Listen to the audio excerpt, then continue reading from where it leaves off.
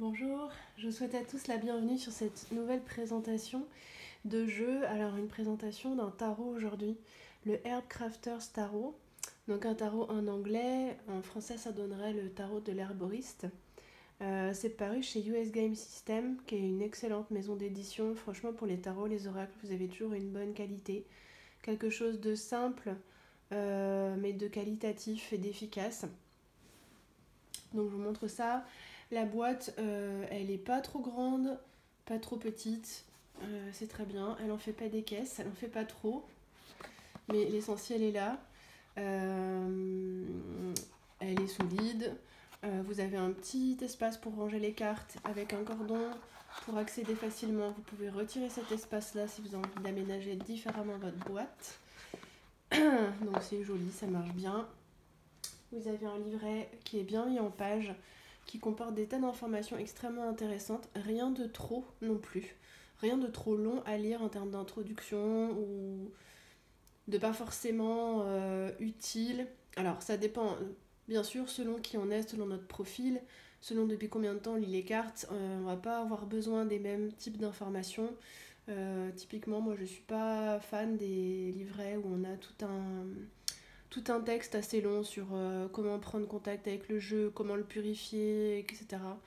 Euh, et même d'ailleurs quand j'ai débuté, c'est pas quelque chose que j'appréciais énormément. Je pense qu'en fait chacun fait ça à sa manière et que c'est important en fait que ce soit personnalisé en fonction des ressentis de chacun. Et si on a l'impression qu'il n'y a rien à faire, bah, c'est qu'il n'y a rien à faire. J'ai envie de dire, voilà, chacun décide. Donc il n'y a pas ce genre de choses qui se voudrait un peu universalisant. En revanche, ça parle vraiment bien du jeu et des questions qu'on se pose sur le jeu, alors que c'est pas toujours au rendez-vous dans les livrets. Des fois, on attendrait des infos sur pourquoi ce jeu-là, pourquoi il a été créé, et puis quelles intentions on y a mis, comment on l'a pensé, quelle logique a présidé, quel état d'esprit a présidé à sa création. Je trouve ça hyper intéressant, hyper important pour bien communiquer avec le jeu, avec les cartes. Et là, on l'a vraiment. Donc, on a une introduction courte d'une page qui explique un petit peu l'historique de la création de ce jeu. Un jeu qui pourrait être un jeu par an, qui présente un petit peu les créatrices. Voilà, un peu leur état d'esprit, leur engagement en fait vis-à-vis de ce domaine-là, le domaine de l'herboristerie, leur place, la place que ça a dans leur vie, etc. Ensuite, qui est un herboriste, qui est quand même assez intéressant à poser. En gros, ça revient à demander qui est-ce que ça va parler ce jeu. En fait, il n'y a pas, à mon sens, de besoin d'avoir une connaissance poussée des herbes pour accéder facilement à ce jeu et à sa lecture. En fait, il s'agit surtout de les aimer. Il s'agit d'aimer les végétaux, d'aimer les plantes, d'aimer le lien à la nature tout simplement, quelle que soit la manière dont ça prend corps pour nous, en fait. Contrairement à ce que moi j'aurais pu penser quand j'ai acquis ce jeu, c'est pas un jeu qui se concentre sur les plantes en tant qu'outil du guérisseur aussi, mais pas seulement. Ça se concentre vraiment sur les plantes en tant que compagne de notre vie quotidienne en fait. Et ça s'adresse aux personnes qui aiment les plantes en fait et qui cheminent avec les plantes en tant que soutien. Et ça peut être simplement un soutien émotionnel, un soutien esthétique si vous aimez les fleurs. C'est plus comme une présence qui flotte, qui est toujours là en fait dans votre vie. Moi je me sens très proche de ce jeu en fait. Je sens un rapport assez intime avec ce jeu-là, alors que j'ai pas de connaissances approfondies sur les plantes. Mais je les aime en revanche. Et pour le coup, ce jeu-là me parle. Alors là, il y a une explication très intéressante de ce qui a présidé à la logique des suites. Euh, Chaque suite correspond à une façon de vivre avec les plantes et chaque numéro de la suite correspond à un type de plante en fait. Par exemple, les plantes qui sont dans les 4 de coupe, 4 de bâton, etc. seront des plantes qui seront utilisées pour les bordures et pour les haies. Donc c'est extrêmement bien pensé, c'est un jeu qui est bien pensé, bien construit, avec beaucoup de cohérence et beaucoup de sens dans chacun des choix qui ont été faits. Et ça se sent parce que quand on l'utilise, c'est un jeu qui se tient. Et on sent que c'est un jeu qui a une forte présence et une forte personnalité.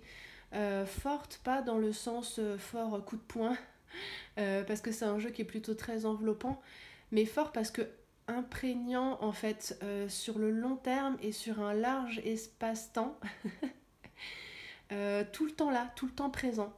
Un peu comme l'énergie, un peu tout à fait comme l'énergie de la nature et des plantes, je trouve. C'est un jeu qui est vraiment porteur de la magie des plantes et des végétaux en règle générale, et qui est exemplaire du lien qu'on peut nouer avec les plantes. Voilà, pour vous montrer un peu la logique de ce jeu. Voilà, et vous voyez, c'est quelques pages d'introduction qui disent beaucoup en peu de texte. On n'a pas l'impression de s'ennuyer ou de perdre son temps, jamais. Donc ensuite, je passe vous montrer un petit peu comment sont présentées chaque carte. La page, parce qu'à chaque fois, c'est une page, un recto qui est dévolu à chaque carte, que ce soit pour les majeurs ou pour les mineurs. Donc on a toujours la même présentation, le titre de l'arcane, la plante qui est choisie pour l'illustrer. Moi, j'ai ajouté ma petite traduction en français quand j'étais pas certaine de me souvenir de la plante à laquelle ça correspondait. Vous avez le nom en latin, vous avez 3 conseils très droit au but qui résument un peu l'énergie de la plante. Le premier paragraphe, c'est une description de ce qui est sur la carte, de ce qui se passe sur la carte. Et le deuxième, c'est l'interprétation de la carte. Et vous avez ici des suggestions d'artisanat, d'ateliers, d'activités pratiques en lien avec l'énergie de cette carte et pour développer l'énergie de cette carte. Donc toujours avec les plantes, hein, bien sûr. C'est hyper intéressant, hyper bien fait. Pareil, droit au but, avec quand même le temps de développer vraiment bien l'énergie de la plante en lien avec l'énergie des humains. Voilà. Je vous montre un petit peu les pages de fin. Non, je ne me suis pas vraiment servie pour le moment. Vous avez des suggestions de tirage, les 4 directions pour l'année. Voilà, puis vous avez des petites précisions sur les différents types de production que vous pouvez faire avec les plantes. Je m'en suis pas servie non plus de ça encore. Et vous avez même une bibliographie, je ne me souvenais plus. Super. Et puis, petit paragraphe sur les créatrices qui sont américaines et qui ont introduit dans ce jeu des influences clairement mexicaines par rapport aux origines de Latisha Guthrie qui est l'autrice. Et toutes les deux sont, Joanna Powell étant l'illustratrice, et toutes les deux sont imprégnées aussi de culture celtique et celtisante. Je vous montrerai des exemples dans le jeu tout à l'heure. Voilà, donc hyper complet, hyper bien. J'ai rien à redire, je trouve ça super. Donc pour vous montrer les cartes un petit peu maintenant, donc la qualité des cartes pour finir avec le côté pratique de la question, elles sont mates. Elles sont d'une excellente qualité, moi j'aime beaucoup. Très agréable au toucher, quand même résistantes, pas trop fines et pas trop épaisses non plus. Elles glissent très bien, elles sont super agréables à utiliser. Après, US Game System fait souvent des cartes de ce type, dans ce grammage-là et avec cette qualité-là. Et puis franchement, c'est irréprochable. C'est un peu plus grand qu'une carte de tarot traditionnelle, vous voyez, par rapport à ma main. Mais c'est quand même assez facile de les brasser. Bon, j'ai pas des grosses mains, hein, donc ce serait un tout petit peu plus que ça aurait été gênant si ça avait été un tout petit peu plus haut, mais là c'est encore faisable, sachant que moi j'ai pas de problème à brasser à brasser comme ça. Top shuffle, comme disent les anglo-saxons. Voilà, si vraiment je veux que ça reste confortable. Donc, je voulais vous montrer un petit peu la diversité des scènes qui sont représentées dans ce tarot. Alors, on a pas mal de scènes en pleine nature, les as notamment, représentent la plante dans son milieu naturel, ce qui me paraît un choix très pertinent dans la mesure où on est sur l'énergie brute de la suite avec les as, donc on voit la plante telle qu'elle est, sans avoir été travaillée, sans encore avoir été cueillie, non pas en relation avec les êtres humains, mais dans son milieu naturel. Alors il va y avoir des petites différences selon qu'on est sur des mineurs ou les majeurs. Les majeurs vont transmettre l'énergie de l'arcane au travers, je trouve, beaucoup de la mise en scène de la carte, de la disposition qui aura été choisie. Là, typiquement pour l'empereur, on retrouve cette énergie carrée, construite, symétrique, qui est vraiment l'énergie de l'empereur. C'est très parlant. Les couleurs vont également nous renseigner, les textures vont nous renseigner sur l'énergie de l'arcane. On pourrait croire que c'est pas un jeu auquel il est facile de se connecter intuitivement, alors qu'en réalité, si. C'est un jeu qui est vraiment habité non pas de symboles ésotériques ou intellectuels, mais de petites références, de petits repères constants au quotidien et de choses très intuitives comme le rapport aux couleurs, aux formes et tout. Enfin, c'est quelque chose, ça parle, je trouve, assez directement et peut-être même des fois tellement directement que c'est presque trop proche de nous. Ce qui fait qu'on peut avoir du mal. Moi, des fois, j'ai du mal à mettre des mots avec ce jeu. En revanche, j'ai toujours des ressentis très forts. Et une présence, une personnalité indéniable. Vous voyez comme c'est bien fait pour l'arcane du hiérophante avec le cacao.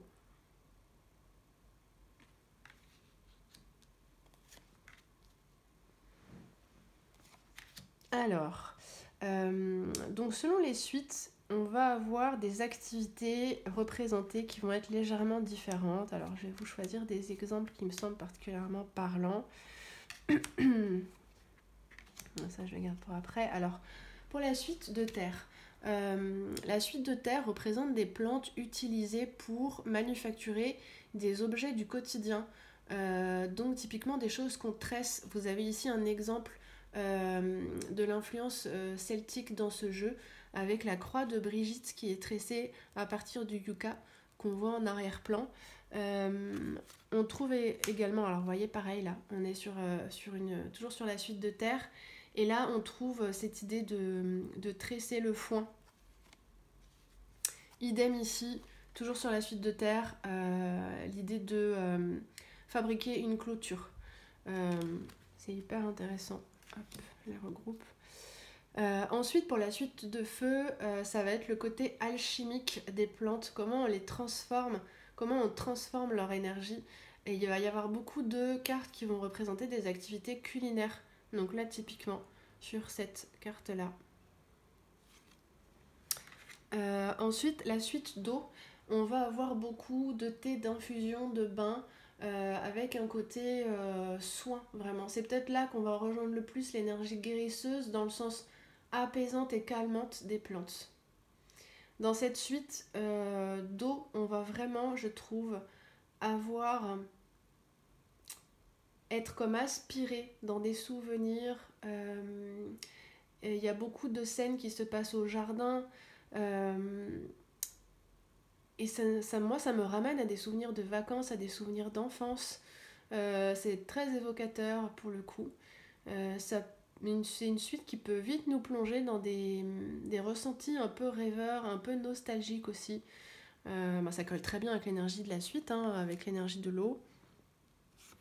Donc là, on est sur du feu. Vous voyez la terre avec les paniers tressés. Là, on a encore une arcane majeure avec l'impératrice. Vous voyez comme c'est évocateur, les couleurs roses qui sont les couleurs du cœur. Il y a quand même le pouvoir avec le jaune derrière, la forme de cœur de ce rayon de miel. On est vraiment sur l'énergie de l'impératrice, c'est hyper bien fait, bellement exprimé. Alors vous avez des cartes où il y a une présence animale, il y en a assez peu quand même, mais ici vous avez la seule carte où est représenté un chat. Vous avez aussi quelquefois des oiseaux.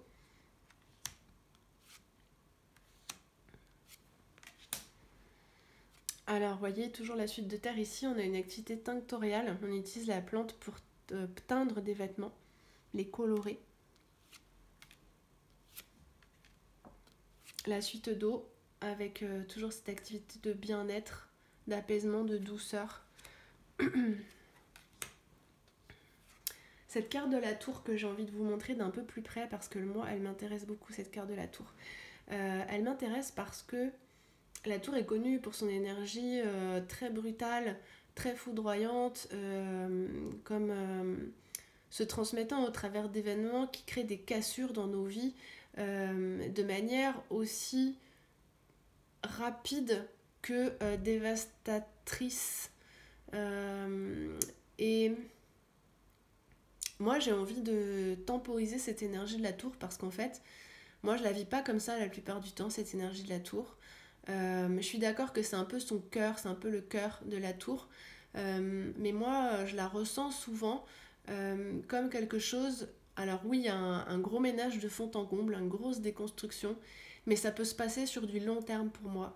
Et c'est d'ailleurs même assez agaçant que je peux avoir cette carte de la tour, c'est le cas en ce moment, qui ressort pendant 2 ou 3 semaines dans mes tirages, alors que j'ai l'impression vraiment qu'il se passe tellement rien dans ma vie, et que même je m'ennuie, et je vois cette carte qui vient régulièrement, alors que je m'ennuie, et mais qu'est-ce que tu fais là? Il se passe rien dans ma vie. Arrête, c'est pas la peine. Mais en réalité, il y a quand même cette énergie de déconstruction et reconstruction en profondeur qui est propre à la tour, qui est quand même là en filigrane, mais elle se déroule sur le long terme. Et finalement, vous voyez, quand vous abattez un arbre, il y a certains jeux qui choisissent de représenter la tour de cette façon, un arbre qui est foudroyé ou abattu. Il faut ensuite enlever la souche. Et ça, c'est pas très rapide et c'est pas très simple. Et ça ne se fait pas en un clin d'œil.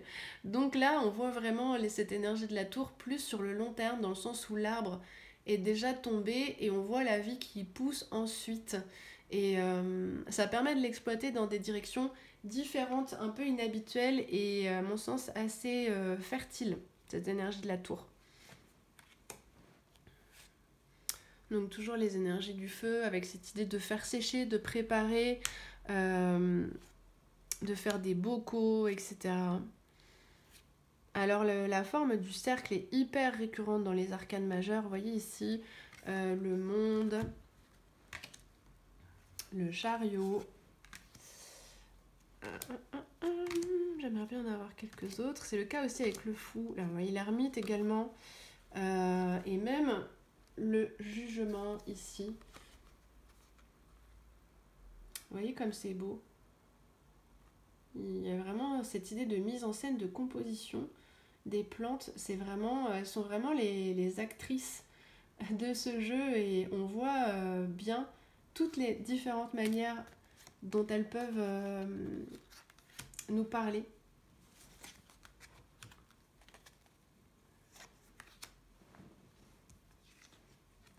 J'aime beaucoup ce 2 de feu qui exprime très bien, je trouve, cette idée de sortir de sa zone de confort avec ces plantes qui sont rempotées. Donc vous voyez comme c'est parlant quand même. Là on a des petits oiseaux. Ah oui, on a 2 cartes avec des petits oiseaux, un petit peu de présence animale. Mais c'est vraiment rare. Hein.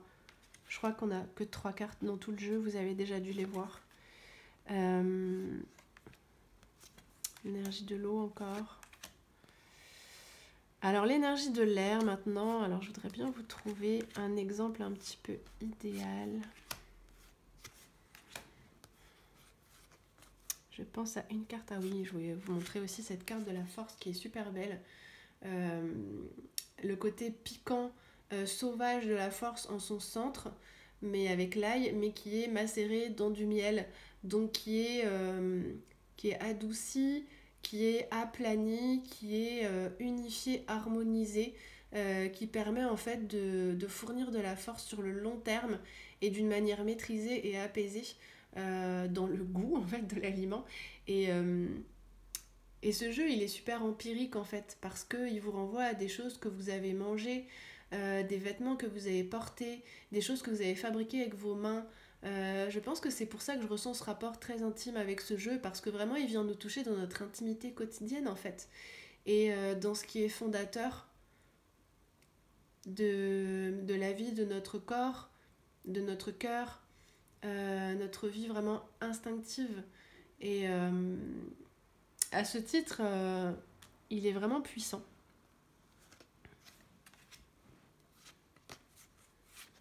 Voilà, je voulais vous montrer.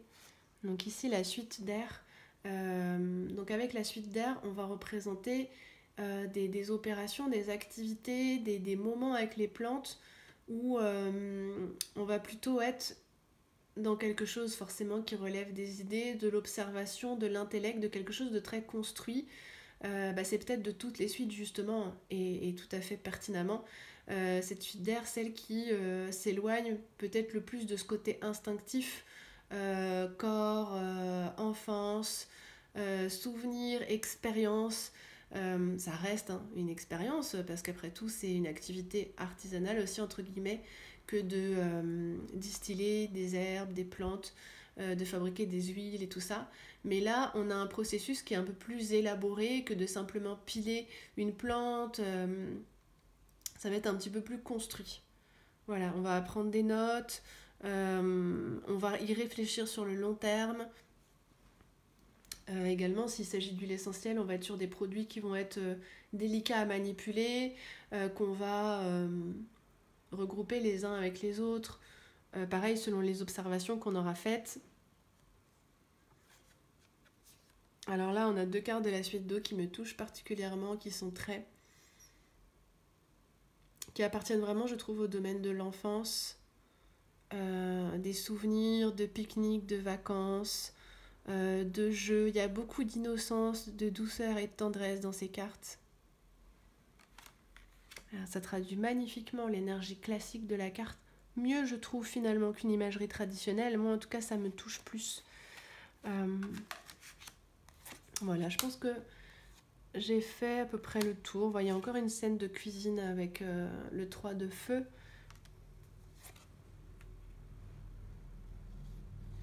Il y a cette idée aussi d'utiliser les plantes pour des activités spirituelles ou divinatoires qui revient avec la suite de feu.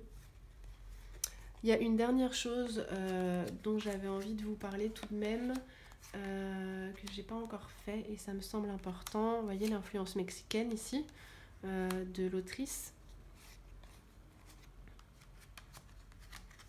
Vous voyez dans les arcanes majeures, l'influence des compositions, mais aussi des couleurs. Et puis bien sûr la plante qui vient magnifier l'énergie de l'arcane, l'exprimer avec cette lune, le côté psychotrope du datura, son côté fascinant aussi, son odeur qui est très particulière et qui peut être très appréciée, qui peut avoir un côté un peu envoûtant, presque désagréable. On est un peu à la frontière, à la limite, comme souvent avec l'énergie de la lune. C'est hyper bien exprimé. Et donc je voulais vous montrer pour clore cette vidéo de présentation les personnages de cours. Alors je vais vous prendre un exemple, je vais vous mettre ça dans l'ordre. Voilà, ça va être issu de plusieurs suites, mais c'est pas grave. Donc les pages ont été remplacées par les filles, Ira. Les cavaliers ont été remplacés par les guerrières, Adelita.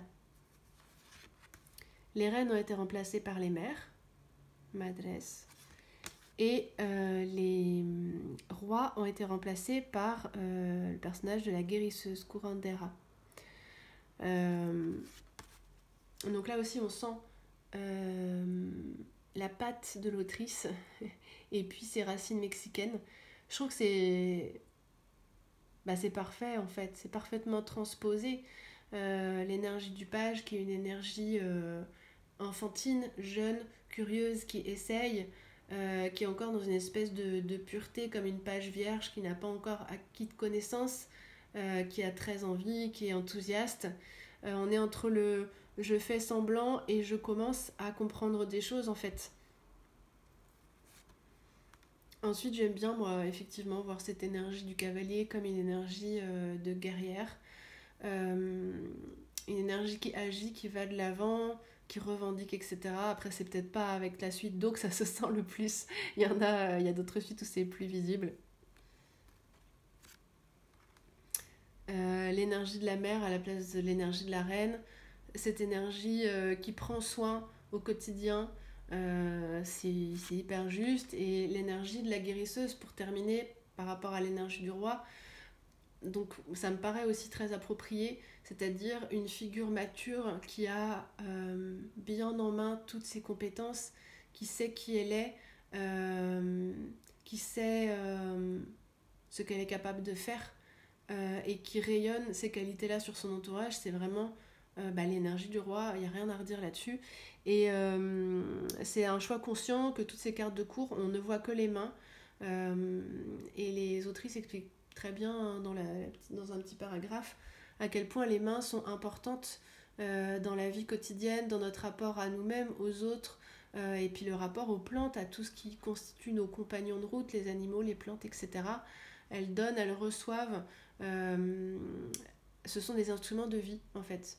Et c'est hyper beau, hyper bien fait. Je vous ai pas fait de réflexion sur le graphisme parce que vous avez tous des yeux pour voir que c'est super beau. Voilà. J'espère que ce jeu vous aura touché autant que moi. N'hésitez pas à me faire vos petits commentaires. J'adore quand vous me laissez des commentaires. C'est toujours hyper intéressant. J'aime beaucoup discuter avec vous. Dites-moi ce que vous pensez peut-être, je sais pas moi, de l'énergie de la tour, de ce dont je parlais tout à l'heure. Est-ce que vous aussi ça vous arrive de la ressentir sur le plus long terme et d'une manière un peu plus au ralenti que ce qui est habituellement véhiculé comme étant l'énergie classique de la tour. Voilà. Alors je vous annonce un petit peu les thèmes des prochaines vidéos parce que j'ai des idées. Je pense que je vais faire deux vidéos sur des idées de tirage qui porteraient sur le soi, sur la manière qu'on a de se percevoir soi, les obligations qu'on s'impose, souvent inutilement, et comment s'en libérer. Voilà, donc je pense que je vais faire deux vidéos, une vidéo sur les obligations qu'on s'impose et une vidéo sur comment s'en libérer, avec des suggestions de tirage extraites de ma bibliothèque pro, comme je vous l'ai déjà proposé 2 fois par le passé. Et puis je travaille aussi sur une série de vidéos sur le phénomène de l'écho dans le tarot, qui m'a été inspirée par ce sujet m'a été inspiré par Fanny, donc merci Fanny. On va voir ce qui va en ressortir parce que pour le moment, j'ai juste tellement d'idées, ça part tellement dans tous les sens qu'il va clairement falloir que je fasse du tri. Voilà. Mais en tout cas, je manque pas d'idées. Et puis je vous remercie d'être là, je vous remercie de participer à la chaîne, je vous remercie de laisser des commentaires. Hyper intéressant, hyper enthousiaste. Je pense aussi que dans les vidéos qui vont suivre, je vais peut-être lancer une petite proposition. J'aimerais en fait vous proposer des tirages vidéo individuels pour ceux qui seraient intéressés. Sur des sujets plutôt psychologisants comme vous avez pu en voir déjà quelques-uns dans mes idées de tirage, sachant que ça serait bien sûr personnalisé en fonction des problématiques que vous me soumettriez. Voilà les amis, je vous en dirai plus dans les vidéos qui viennent. Merci beaucoup de m'avoir suivi, je vous dis à très bientôt.